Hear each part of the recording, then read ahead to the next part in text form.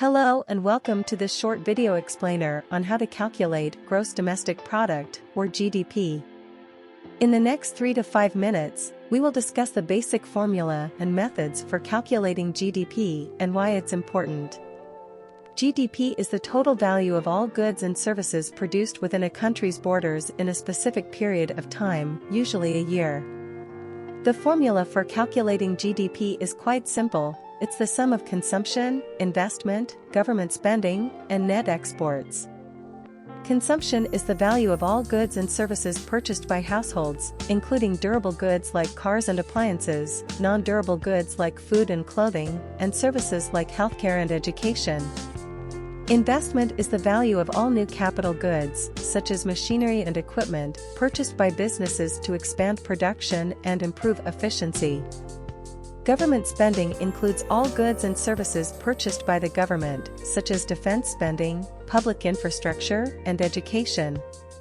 Net exports refer to the value of all goods and services exported to other countries minus the value of all goods and services imported from other countries. To calculate GDP, we add up the value of each of these components. It's important to note that GDP can be measured in two ways: nominal GDP and real GDP. Nominal GDP is the raw value of all goods and services produced within a country's borders, without accounting for inflation. Real GDP, on the other hand, takes inflation into account and adjusts for changes in prices over time. To calculate real GDP, we use a price index, such as the Consumer Price Index, CPI, to adjust for inflation. We divide the nominal GDP by the price index to get the real value of GDP.